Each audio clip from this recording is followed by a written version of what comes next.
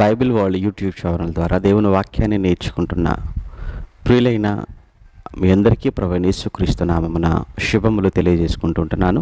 ప్రియులారా, యేసుక్రీస్తు ద్వారా ఈ ప్రపంచానికి కలిగిన ఈ రక్షణ భాగ్యాన్ని అనేక ప్రాంతాలకు తీసుకుని వెళ్ళినటువంటి వారిలో అపోస్తులుడైన పౌలు గారు అగ్రగణ్యులు అన్న సంగతి మనందరికీ తెలుసు. ఇక పౌలు గారు అనగానే అపోస్తులందరిలో ఆఖరివాడుగా మనకు కనబడుతున్న, అందరికీ మించిన సేవను చేసిన వ్యక్తిగా కూడా మనం చదువుకుంటాం. క్రొత్త నిబంధనలోని 27 పుస్తకాలలో సగానికి పైగా పుస్తకాలు రాసినటువంటి ఘనత పౌలు గారిది. అంతేకాదు, మిగిలిన అపోస్తులందరి పరిచర్య కంటే పౌలు గారి పరిచర్య కాస్త ప్రత్యేకమైనదిగా కూడా మనం చదువుకుంటూ ఉంటాం. పౌలు గారు దేవుని వాక్యాన్ని ప్రజల మధ్యకు తీసుకుని వెళ్ళిన సందర్భాలలో ఆయన ప్రేమతో చెప్పిన సందర్భాలు ఉన్నాయి, ఖండించి గద్దించి చెప్పిన సందర్భాలు మనకు తెలుసు. మరికొన్ని చోట్ల తర్కించి వాదించి యేసే క్రీస్తు అనే లేఖనాలలో నుంచి ఒప్పించినటువంటి విషయాలు కూడా మనం చదువుకుంటాం. వారు రాసిన పత్రికలలో కావచ్చు, అపోస్తల కార్యములలో కావచ్చు. ఇక ఈరోజు అంత గొప్ప దైవజనుడైన పౌలు గారి యొక్క గత చరిత్రను కొంత భాగాన్ని నేను మీ ముందుకు తీసుకురాబోతున్నాను.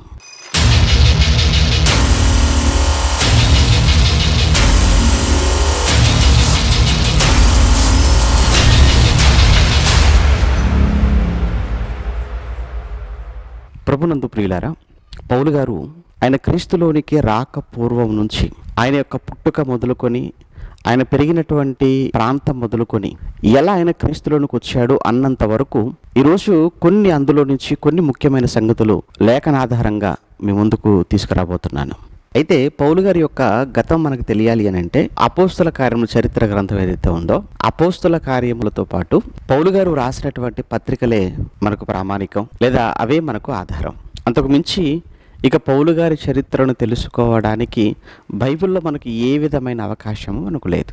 కనుక ముందుగా అపోస్తుల కార్యములలో పౌలు గారి చరిత్ర ఏమై ఉంది, అలానే పౌలు గారి స్వయంగా వ్రాసిన పత్రికలలో తన గురించి తాను ఏమని చెప్పుకున్నారు అన్న విషయాలలో కొన్ని మనం ఆలోచన చేయగలిగితే, ముందుగా పౌలు గారు తిమోతికి రాస్తూ మొదటి పత్రిక 1వ అధ్యాయం 12వ వచనంలో, పూర్వమందు నేను దూషకుడును, హింసకుడును, హానికరుడను అని తిమోతికి చెప్పడం మనం చూస్తుంటాం మొదటి పత్రికలో.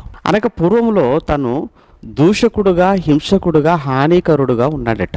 ఇంతకు ఎవరిని దూషించాడు, లేదా ఎవరికి హాని తలపెట్టాడు, ఎవరిని హింసించాడు అన్న విషయం మనకు తెలియాలి అని అంటే, అదే పౌలు గారు మరలా గలతీలకు రాసినటువంటి పత్రికలో 1వ అధ్యాయం 12-13 వచనాలలో మాట్లాడుతూ, పూర్వమందు నేను యూదా మతస్థుడనై ఉన్నప్పుడు దేవుని సంఘమును అపరిమితముగా హింసించుచు నాశనము చేయుచు అన్నాడు. అనగా పూర్వమందు అనగానే క్రీస్తులోనికి రాకపూర్వం అని అర్థం. అక్కడ ఆ క్రీస్తులోనికి రాకముందు ఏం చేసేవాడు అన్నప్పుడు, నేను యూదా మతంలో ఉన్నాను అని చెప్తున్నాడు.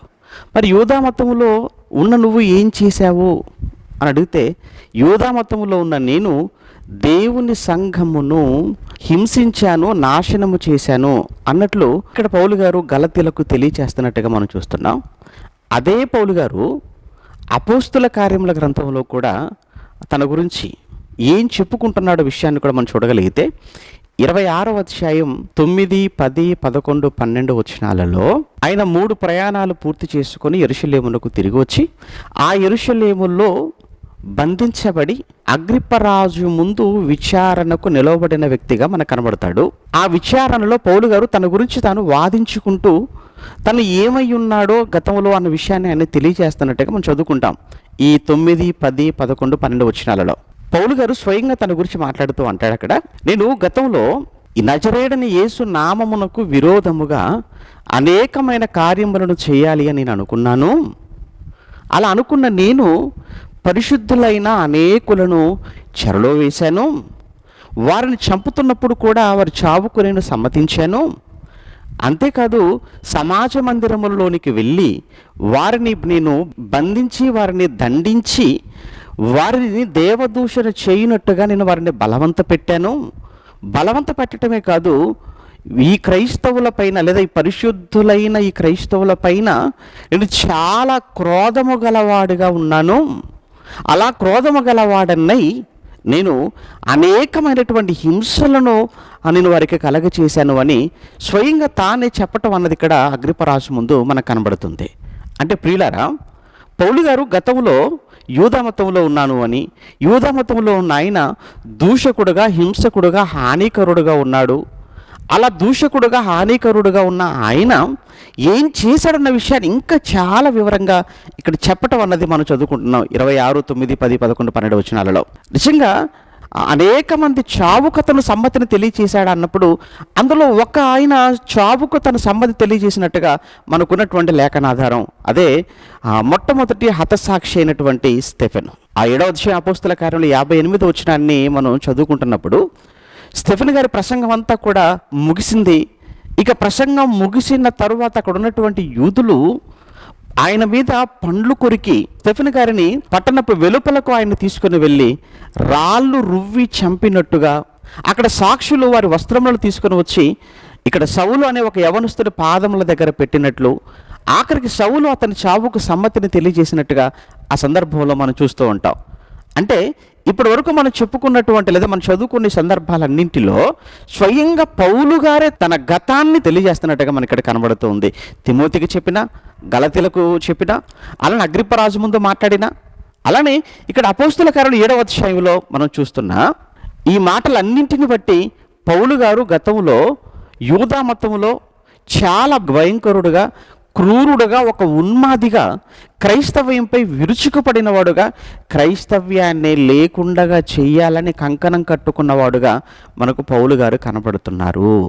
ఇంతకు ఈయన ఎవరు అసలు అన్న విషయాన్ని మనం ఇంకా కొంచెం మనం ముందుకు వెళ్ళి మనం ఆలోచన చేయగలిగితే, తానే స్వయంగా తన గురించి మాట్లాడుతూ 22వ అధ్యాయం అపోస్తల కార్యములు 3వ వచనంలో పౌలు గారు మాట్లాడుతున్నప్పుడు ఇది ఇక్కడ సందర్భం ఏంటంటే, ఇది ఇక్కడ యెరూషలేములో బందీగా, ఖైదీగా మారిన తర్వాత అక్కడ సహస్రాధిపతి యొక్క అనుమతితో అక్కడికి వచ్చినటువంటి అనేక మంది యూదుల సమక్షంలో పౌలు గారు హెబ్రీ భాషలో మాట్లాడటం అనేది ప్రారంభించాడు.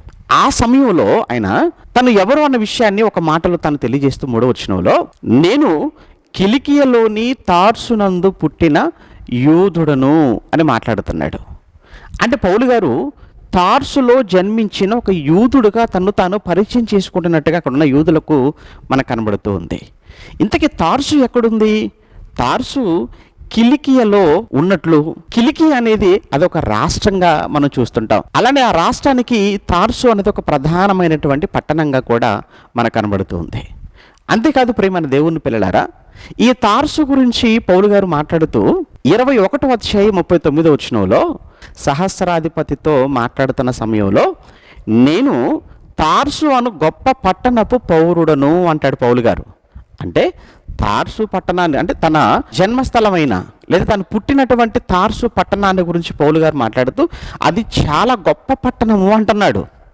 ఇంతకీ ఏంటండి ఆ పట్టణానికి ఉన్న గొప్పతనం అన్నప్పుడు నిజంగా పౌలు గారి మాటల్లో వాస్తవం ఉంది. ఆ పట్టణం చాలా గొప్ప పట్టణం. అది కారణం ఏంటంటే, చారిత్రకంగా మనం చూడగలిగితే ఆ పట్టణం అన్ని క్రీస్తుకు ముందు పరిపాలించినటువంటి సామ్రాజ్యం రోమ సామ్రాజ్యం. అలానే క్రీస్తు శకం కూడా మరి ఇదే రోమ సామ్రాజ్యం పాలనలో ఉన్నట్టుగా మనం చదువుకుంటాం. అయితే క్రీస్తుకు ముందు పాలనలో రోమా చక్రవర్తులలో ఒకరైనటువంటి మార్కు యాంటోనీ, అలానే ఇంకా రోమా ప్రభుత్వానికి ముందు పాలించినటువంటి సామ్రాజ్యమైనటువంటి మరి గ్రీకు సామ్రాజ్యం, ఆ గ్రీకు సామ్రాజ్యాధినేత అయినటువంటి అలెగ్జాండర్ ది గ్రేట్ కూడా ఈ పట్టణాన్ని దర్శించిన వారిలో ఒకడు. ఒకవైపు అలెగ్జాండర్ ది గ్రేట్, మరోవైపు మార్కు యాంటోనీ, మరోవైపు ఈజిప్టు రాణి, అందాల రాణిగా చరిత్రలో మనం చదువుకుంటా అవే క్లియోపాత్ర. ఈవిడను కూడా ఆ పట్టణంలో అడుగుపెట్టినట్టుగా చారిత్రకమైన ఆధారాలు అయితే చరిత్ర చెప్తుంది. కనుక ఈ పట్టణం అనేది ఒక ప్రత్యేకమైన పట్టణంగా మనకు కనబడుతుంది చరిత్రలో. అందుకే ఆ పట్టణానికి ఉన్న చారిత్రక నేపథ్యాన్ని బట్టి పౌలు గారు నేను తార్సు అనే గొప్ప పట్టణపు పౌరుడను అని పౌలు గారు మాట్లాడుతున్నారు. ఇంకా కొంచెం ఆ పట్టణాన్ని గురించి మరికొన్ని విషయాలు కూడా మనం ఆలోచించగలిగితే, ఆ తార్సు పట్టణం అనేది సముద్ర తీరాన్ని ఆనుకొని ఉండటం వలన అక్కడ గొప్ప ఓడరేవు ఉండటం, అక్కడ ఓడరేవు వలన ప్రపంచంలో అనేక దేశాలకు ఈ పట్టణంలో తయారైనటువంటి వస్తువులు ఎక్కువగా ఎగుమతవుతూ ఉండేవి. అక్కడ ఎక్కువగా ఎగుమతవుతున్న వస్తువులలో ఉన్నితో చేయబడినటువంటి తివాచీలు కావచ్చు, అలానే ఉన్నితో చేయబడిన పరుపులు కావచ్చు, కంబళ్ళు, దుప్పట్లు, అలానే ఓడలకు ఉపయోగించేటువంటి పరద ఆ బట్ట ఏదైతే ఉంటుందో, అలానే డేరాలకు ఉపయోగించే బట్టలు, ఇవన్నీ కూడా చేతితో నేయటం అలానే కుట్టడం అన్నది అక్కడ జరుగుతూ ఉండేది. వీటన్నిటిని ఎక్కువగా ఎగుమతి చేయటం అన్నది జరిగేది. అందుకే పౌలు గారు జీవితంలో కూడా మనం చూడగలిగితే, పౌలు గారు రెండవ ప్రయాణంలో కొరింథీ పట్టణానికి పౌలు గారు రావటం, ఆ కొరింథీ పట్టణానికి వచ్చినప్పుడు అక్కడ అకుల్లా ప్రిస్కిల్లాల ఇంట పౌలు గారు ఉన్నట్లు, అకుల్లా ప్రిస్కిల్లాల వారు వృత్తికి డేరాలు కుట్టేవారు, పౌలు కూడా అదే వృత్తి గలవాడు అని 18వ అధ్యాయం అపోస్తల కార్యాలు 3వ వచనంలో మనం చదువుకుంటాం.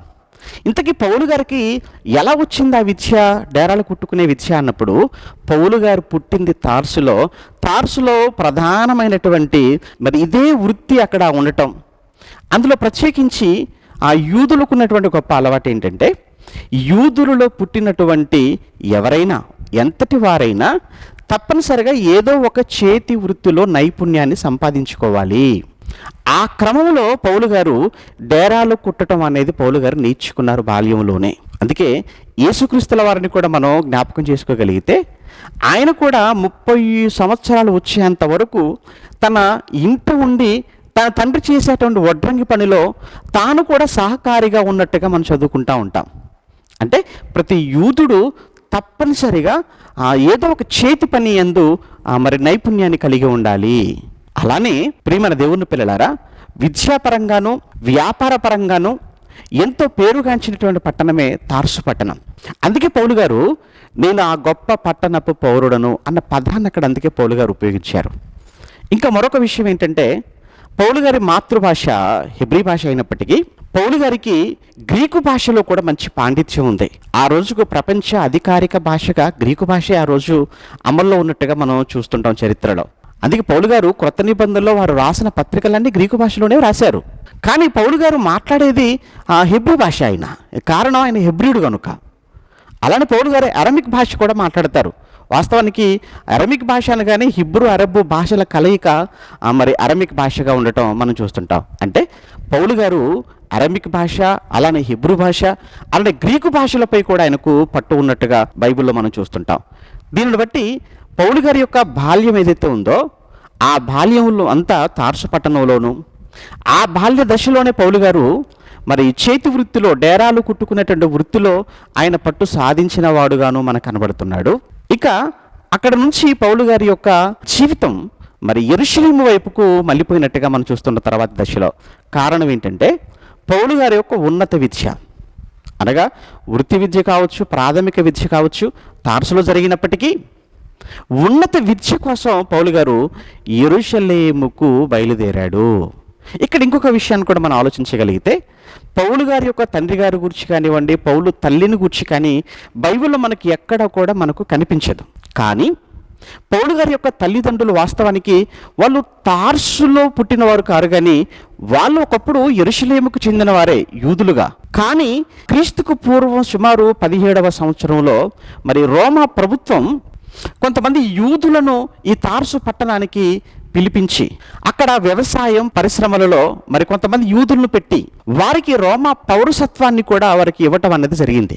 అలా వచ్చినటువంటి మరి కుటుంబాలలో పౌలు గారి కుటుంబం కూడా ఒకటిగా ఉండటం, అందును బట్టి మరి పౌలు గారి తండ్రి ఆ రోమా ప్రభుత్వ ఉద్యోగం అవ్వటం, ఆ కారణం చేత తండ్రికున్న రోమా పౌరసత్వాన్ని బట్టి పౌలు గారికి కూడా రోమా పౌరసత్వం అనేది రావడం జరిగింది. అందుకే పౌలు గారు ఒక సందర్భంలో మాట్లాడుతూ నేను రోమియుడను అంటాడు. మీరు బైబిల్లో చూడగలిగితే పౌలు గారు రెండో ప్రయాణంలో ఫిలిప్పి పట్టణానికి వెళ్ళిన సమయంలో పౌలును శీలను మరి చెరలో బంధిస్తారు.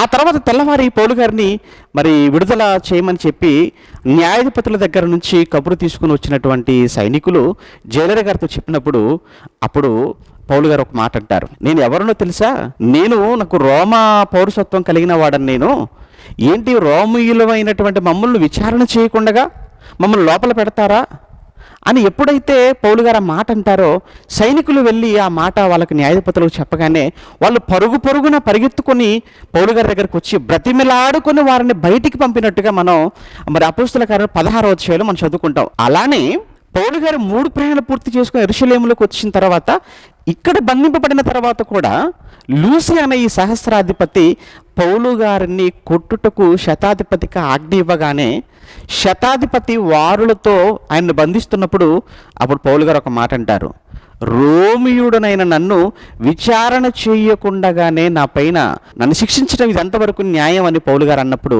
అప్పుడు ఒక్కసారిగా ఆగిపోతాడు శతాధిపతి. వెంటనే ఈ విషయాన్ని సహస్రాధిపతికి చెప్పటం, సహస్రాధిపతి పరుగున వచ్చేసాడు పౌలు గారి దగ్గరికి. ఏంటంటే, నువ్వు రోమియుడవా? ఏంటి నీకు రోమ పౌరసత్వం ఉందా? నేను చాలా డబ్బిచ్చి కొన్నాను రోమ పౌరసత్వాన్ని, నీకెలా వచ్చింది అనగానే పౌలు గారు అంటారు, నేను పుట్టుకతోనే రోమియుడను అంటాడు. బై బర్త్ నేను రోమియుడను అంటాడు. అదే మనం అపోస్తల కార్యం 22:28 నేను రోమియుడను అని పౌలు గారు చెప్పుకోవడం మనకు కనబడుతుంది అక్కడ. అంటే ఇక్కడనేమో యూదుడును అన్నాడు, అదే అధ్యాయం 3 22:3 28కి వచ్చేటప్పటికేమో నేను రోమియుడును అంటాడు. ఇంతకీ ఆయన యూదుడా రోమియుడా? ఇక్కడ కన్ఫ్యూజన్ ఏమీ అవసరం లేదండి. ఆయన వాస్తవానికి యూదుడే, కానీ రోమ పౌరసత్వాన్ని కూడా ఆయన కలిగి ఉన్నాడు. ఇండియా నుంచి చాలామంది అమెరికా వెళ్ళారు, అమెరికాలో స్థిరపడ్డారు.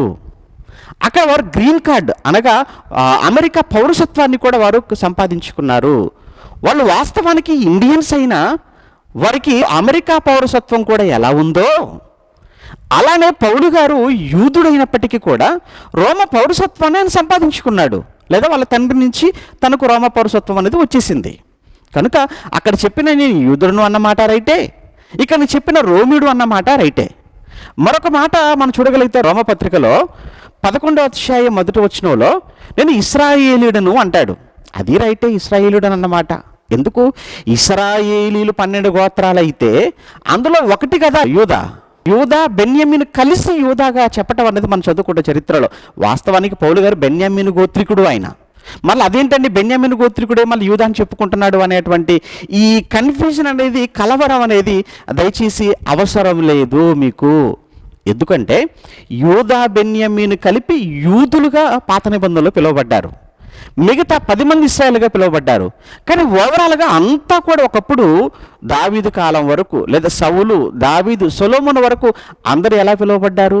ఇశ్రాయేలుగానే కదా పిలువబడ్డారు వాళ్ళు. ఇంకొక చోట పౌలు గారే మాట్లాడుతూ కొరింథీయులకు రాసినటువంటి 2వ పత్రిక 11:23 కూడా అపోస్తలుల గురించి మాట్లాడుతున్నప్పుడు, ఏంటి అపోస్తలులు వారైన హెబ్రీలు, నేను హెబ్రీయుడనే కదా, నేను కూడా హెబ్రీయుడనే అంటాడు. ఇంతకీ పౌలు గారు హెబ్రీయుడా? హెబ్రీయుడేనండి. ఇంతకీ హెబ్రీయుడు అంటే ఏంటి? హెబ్రీయుడన్నా ఇశ్రాయేలుడన్నా ఒకటే. ఎందుకంటే అబ్రహాము గారు హెబ్రీయుడుగా పిలువబడ్డాడు, అబ్రహాము నుంచి వచ్చిన ఇస్సాకు హెబ్రీయుడు అయ్యాడు, ఇస్సాకు నుంచి వచ్చిన యాకోబు హెబ్రీయుడు అయ్యాడు. ఇలా వాళ్ళంతా హెబ్రీయులు అనగా హెబ్రీ భాష మాట్లాడేవారు అని అర్థం. కనుక హెబ్రీయుడు అనగానే మళ్ళీ ఇదేంటి, రోమియుడు అన్నాడు, హెబ్రీయుడు అన్నాడు, యూదుడు అంటున్నాడు, ఇశ్రాయేలీలు అంటున్నాడు, బెన్యామీను గోత్రికుడు అంటున్నాడు, ఇదేంటండి ఒక్కొక్క చోట పౌలు గారు ఒక్కో రకంగా మాట్లాడుతున్నారు, ఏంటి బైబిల్లో ఇలా ఉంటాయి? అలాంటి ఆలోచన మీ మనసుల్లో నుంచి తుడిచేసుకోండి దయచేసి. ఓకే, పౌలు గారిని గురించి మనం మాట్లాడుకుంటున్నాం. ఇదంతా కూడా పౌలు గారు యూదుడు అన్నా, ఇశ్రాయేలుడని చెప్పుకుంటున్నా, రోమియుడని చెప్పుకుంటున్నా, బెన్యామీను గోత్రికుడని చెప్పుకుంటున్నా, ఇందులో విరుద్ధాలు లేవు, అంతా ఒక్కటే. ఇక్కడ పౌలు గారు ఉన్నత విద్య కోసమని మనం మాట్లాడుకుంటున్నాం. ఇప్పుడు ఇక్కడ తార్సులో ప్రాథమిక విద్య పూర్తయిపోయింది. అలా ప్రాథమిక విద్యతో పాటు ఆయన వృత్తి విద్యగా డేరాలు కుట్టడం కూడా నేర్చుకున్నాడు. ఇప్పుడు పౌలు గారు తార్సు నుంచి ఉన్నత విద్య కోసం అని చెప్పి యెరూషలేముకు బయలుదేరాడు. అందులో ఇంకొక విషయం కూడా మీకు చెప్తాను. ఇక్కడ మరొక చోట పౌలు గారు నేను పరిసయ్యుడను అని మాట్లాడతాడు. మరలా మీరు 23వ అధ్యాయం అపోస్తల కార్యములు 6వ వచనాన్ని కూడా మీరు చూడగలిగితే అక్కడ నేను పరిసయ్యుడనై పరిసయ్యుల సంతతికి చెందిన వాడను అని మాట్లాడతాడు. ఇదేంటండి మళ్ళా ఇక్కడ నేను పరిసయ్యుడును అంటున్నాడు, ఇదేంటి అసలు మరలా అనుకుంటున్నారా? పరిసయ్యుడు అన్న యూదుడే. ఎందుకంటే మనకు మలాకీ గ్రంథం తర్వాత నుంచి మత్తయి సువార్త, ఈ మధ్యలో 400 సంవత్సరాల గ్యాప్, విరామం. ఈ 400 సంవత్సరాల కాలంలోనే దేవుడు ఏ ప్రవక్తను కూడా యూదుల మధ్యకు లేదా ఇశ్రాయేళ్ల మధ్యకు దేవుడు పంపలేదు. కానీ ఈ 400 సంవత్సరాల కాలంలో యూదులలో అనేకమైన వర్గాలు ఏర్పడ్డాయి. అందులో కొన్ని మనకు బైబిల్లో మనకు కనిపించేటువంటి వర్గాలు లేదా తెగలు, ఒకటి పరిసయ్యుల తెగ అయితే, మరొకటి సద్దూకయ్యుల తెగ, మరొకటి శాస్త్రులు ఎక్కువగా మనకు కనిపించేవి. అలానే సుంకరులు కూడా మనకు కనబడుతుంటారు. అనగా సుంకరులు, శాస్త్రులు, సద్దూకయ్యులు, పరిసయ్యులు, మొత్తానికి వీళ్ళంతా ఎవరు అనంటే యూదులే. మన వేళ క్రైస్తవులలో ఏమండి ఎన్ని శాఖలు ఈరోజు మనకు కనబడుతున్నాయి. కానీ ఓవరాల్గా అందరూ కూడా మళ్ళీ ఏమని చెప్పుకుంటారు? మేమందరం క్రైస్తవులమేనండి అంటారు. కానీ మళ్ళీ మేము పెంతెకోస్తు అండి అంటారు, మళ్ళీ మేము బ్యాప్టిస్ట్ అండి అంటారు. ఇలా అలానే వీళ్ళంతా కూడా వాస్తవానికి యూదులే, కానీ వాళ్ళ సిద్ధాంతాలు వేరు. ప్రధానంగా మనకు కనిపించే రెండు తెగలు ఏంటంటే, ఒకటి సద్దూకయ్యుల తెగ, అలానే మరొకటి పరిసయ్యుల తెగ. ఈ 23వ అధ్యాయంలో ఈ రెండు తెగలే అక్కడ పౌలు గారిని విచారణలోనికి తీసుకొని వచ్చాయి. అప్పుడు పౌలు గారు అంటారు, నేను పరిసయ్యుడును. ఏంటి ఇంతకీ పరిసయ్యులకు సద్దూకయ్యులకు ఉన్నటువంటి ప్రధానమైన వ్యత్యాసం ఏంటంటే, పరిసయ్యులు ఆత్మలను, దేవదూతలను, పునరుత్థానాన్ని నమ్మేవారు పరిసయ్యులైతే, ఈ మూడింటిని నమ్మని వారు సద్దూకయ్యులు. అంటే పౌలు గారి యొక్క కుటుంబం ఈ పరిసయ్యుల సంతానములో నుంచి వచ్చినదే అన్న విషయం ఇక్కడ మనకు అర్థం కావాలి. ఏమంటే మొత్తంగా ఆలోచిస్తే యూదులు. పౌలు గారి యొక్క తల్లి తండ్రి ప్రస్తావన లేదని మీకు చెప్పాను. కానీ పౌలు గారికి తోడబుట్టినటువంటి ఒక సహోదరి ఉన్నట్టుగా మాత్రం బైబిల్లో మనకు కనబడుతుంది. అది ఎక్కడంటే 23వ అధ్యాయం అపోస్తల కార్యములు 16వ వచనాన్ని మనం చదువుకుంటున్నప్పుడు అక్కడ సహోదరి ప్రస్తావన ఉండదు, కానీ సహోదరు ఉన్నట్టుగా మనం అర్థం చేసుకుని ఒక మాట అక్కడ మనకు కనబడుతుంది. ఏంటంటే మేనల్లుడు ప్రస్తావన. అనగా మేనల్లుడు అని ప్రస్తావించడాన్ని బట్టి పౌలు గారికి సహోదరి ఉంది అన్న సంగతిని మనం గ్రహించవచ్చు. అక్కడ పౌలు గారిని బందీగా ఉంచినటువంటి సమయంలో సహస్రాధిపతి దగ్గర అక్కడ 40 మంది కంటే ఎక్కువ మంది కుట్రల చేశారు పౌలు గారిపై. ఏమనంటే ఎలానైనా పౌలు గారిని చంపేసేయాలి. అయితే మీరు ఒక పని చేయండి, మహాసభ ఉంది, సన్హెడ్రిన్ మహాసభ.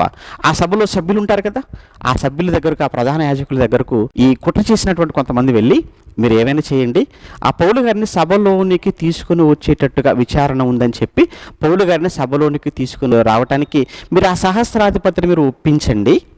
అప్పుడు సహస్రాధిపతి పౌలు గారిని విచారణ కొరకని చెప్పి తన కోటలో నుంచి ఈ సభ యొద్దకు తీసుకుని వస్తుంటాడు. అప్పుడు మార్గ మధ్యలో అటాక్ చేసేసి పౌలు గారి మీద పడి మేము చంపేస్తాం. ఇది ప్లాన్. వీళ్ళ మాట్లాడుకోవటం అన్నది పౌలు గారి మేనల్లుడు విన్నాడట. అప్పుడు వెంటనే ఈ విషయాన్ని, అమ్మో ఇంకేమైనా ఉందా అని వెంటనే ఈ విషయాన్ని పౌలు గారి దగ్గరికి వెళ్ళి చెప్పటం. పౌలు గారు వెంటనే శతాధిపతిని ఒక వ్యక్తిని ఇచ్చి, ఇతను ఏదో చెప్పాలనుకుంటున్నాడు సహస్రాధిపతితో, మీరు అర్జెంటుగా ఆయన దగ్గర తీసుకెళ్ళండి అనగానే శతాధిపతి పౌలు గారి మేనల్లుడును ఆ సహస్రాధిపతి దగ్గరికి తీసుకెళ్ళిపోయాడు. ఆ సహస్రాధిపతికి ఏంటంటే ఆయనకు గ్రీకు భాష తప్ప హెబ్రీ భాష రాదు. మరి పౌలు గారి మేనల్లుడు వీళ్ళు హెబ్రీలు కదా, మరి వీళ్ళకి హెబ్రీ భాష ఒకటే వచ్చా? లేదు, పౌలు గారి మేనల్లుడికి గ్రీకు భాష కూడా వచ్చు. వెంటనే ఈ పౌలు గారి మేనల్లుడు సహస్రాధిపతి దగ్గరికి వెళ్ళి అతని చెవిలో చెప్తాడు, అయ్యా ఇది విషయం అని చెప్పగా నన్ను అంటాడు, ఈ విషయం నువ్వు నాకు చెప్పినట్టుగా నువ్వు ఎవరికి చెప్పకు, నేను చూసుకుంటాను అంటాడు. అంటే ఇక్కడ మనకు అవసరమైన విషయం ఏంటంటే, మీకు తెలియవలసిన విషయం ఏంటంటే, పౌలు గారి యొక్క తల్లిదండ్రుల ప్రస్తావన లేకపోయినప్పటికీ పౌలు గారి తోడబుట్టినటువంటి ఒక సహోదరి ఉంది అన్న విషయం ఇక్కడ మనకు అర్థమవుతుంది. ఓకేనండి. ఇక పౌలు గారు ఎక్కడ ఆగిపోయాం మనం? పౌలు గారు తార్సు నుంచి ఉన్నత విద్య కొరకని చెప్పి ఎక్కడికి బయలుదేరాడు? యెరూషలేముకు బయలుదేరాడు. మొత్తానికి బాల్యాన్ని తార్సులో ముగించుకున్నాడు. యవనం యెరూషలేములో ప్రారంభమైంది. ఎక్కడికి వచ్చాడు యెరూషలేములోనికి అన్నప్పుడు, యెరూషలేములో వేదాంతపరమైన ఒక మహావిశ్వవిద్యాలయం ఒకటి ఉంది. ఆ మహావిశ్వవిద్యాలయములో ఒక మహాపండితుడు, మహాప్రొఫెసర్ ఒక ఆయన ఉన్నాడు, ధర్మశాస్త్రాన్ని బోధించగలిగిన ఆయన పేరే గమలీయేలు అని. అదే మనం అపోస్తల కార్యంలో 22వ అధ్యాయం 3వ వచనంలో మనకు కనబడుతుంది. నేను కిలికియలోని తార్సులో పుట్టిన యూదుడను, ఈ యెరూషలేములోనే ధర్మశాస్త్ర పండితుడైనటువంటి గమలీయేలు పాదముల యొద్ద నేను పెరిగాను అని మాట్లాడటం అనేది మనం చూస్తుంటాం. నిజంగా గమలీయేలు గారు చాలా గరిష్ట కలిగిన వ్యక్తిగా, ధర్మశాస్త్రం విషయంలో చక్కటి పాండిత్యం కలిగిన వ్యక్తిగాను మనకు కనబడుతూ ఉంటాడు. ఆయన యొద్ద శిక్షణ పొందినవాడుగా చదువుకుంటాం. అయితే పౌలు గారి యొక్క గురి ఒకటి ఉంది. ఏంటంటే, ఎప్పటికైనా నేను 70 మంది ఉండే సభ ఏదైతే ఉందో సన్హెడ్రిన్ సభ, ఆ సభలో సభ్యత్వం నాకు కావాలి. అనేటువంటి ఒక గురి ఆయనకు ఉన్నట్టుగా మనం చూస్తుంటాం. అందుకే ఆ పౌలు గారు ఎప్పుడైతే ఈ ధర్మశాస్త్రములో పాండిత్యాన్ని పౌలు గారు సంపాదించుకున్నారో వెంటనే అతను బయటకు వచ్చేసిన తర్వాత ఆయనతో పాటు అంటే ఆయన సమానమైనటువంటి వయసులో ఉన్నటువంటి వాళ్ళందరికంటే కూడా పౌలు గారికి చాలా ఆధిక్యత ఆ రోజు ఈ పరిచయలు శాస్త్రుడు పరిచయలు ఇచ్చినట్టుగా పౌలు గారే చెప్పటం మన గలతీ పత్రిక 1వ అధ్యాయంలో 13-14 వచనాలలో మనం చదువుకుంటూ ఉంటాం. ఇదిగో నా స్వజాతీయులలో నా సమాన వయస్కులైన వారందరిలోకెల్లా నేను ఆధిక్యతను నొందిన వాడను అని పౌలు గారు మాట్లాడటం అన్నది ఆ మాటలో మనకు కనబడుతుంది. అంటే వాళ్ళందరిలో పరిచయులలో చాలా ఆధిక్యత అన్నది, చాలా గొప్ప స్థానం అన్నది పౌలు గారికి ఇచ్చేశారు. ఇక ఎంత అధికారం ఆయనకి ఇచ్చారు అని అంటే, పౌలు ఇదిగో క్రీస్తు మార్గాన్ని బోధిస్తున్నవారా, క్రీస్తు మార్గములో ఉన్నవారా, వాళ్ళు ఎవరని చూడకు, ఎంతటి వారని కూడా నువ్వు చూడకూడదు. నువ్వు ఏం చేసినా నీ వెనక మేమున్నాం అని పౌలు గారిని రెచ్చగొట్టారు, పౌలు గారిని ఉన్మాదిగా మార్చేశారు, పౌలు గారిని విడిచిపెట్టేశారు క్రైస్తవ్యం పైకి. అలా వెనక వీళ్ళందరి అండతో ఎలాంటి బోధ చేశారో తెలుసా? వాళ్ళంతా కూర్చోబెట్టి పౌలు గారికి, పౌలు, మన పితరుల ఆచారాలు ఏమైపోతున్నాయి, మన పితరుల సాంప్రదాయాలు ఏమైపోతున్నాయి, మన పితరుల ఆచారాలు, మన పితరుల సాంప్రదాయాలు, ఈ క్రొత్త యేసు అనేటువంటి ఒక మతం వచ్చేసి అన్ని తుడిచిపెట్టేస్తుంది. అనేక మంది మన యూదులలో నుంచే అనేక మంది క్రైస్తవ్యంలోనికి వెళ్ళిపోతున్నారు. ఇలా మనమంతా చూస్తూ ఊరకుంటే కొద్ది రోజులకు యూదా మతం అనేది కనబడకుండా మరుగున పడిపోతుందయ్యా. కనుక నువ్వేం చేస్తావు, నువ్వు ఏం చేస్తావో చెయ్యి, నీకు కావలసినటువంటి ఫుల్ సపోర్ట్ మాదెప్పుడు నీకుంటుంది అని అలా విడిచిపెట్టేశారండి పౌలు గారిని. ఇక పౌలు గారు రెచ్చిపోయారు. అందుకే స్టెఫెనును అతి భయంకరంగా రాళ్లతో కొట్టి చంపుతున్న చూస్తూ అతని చావుకు సమ్మతి చెప్పటాన్ని బట్టి మనం చూస్తున్నాం.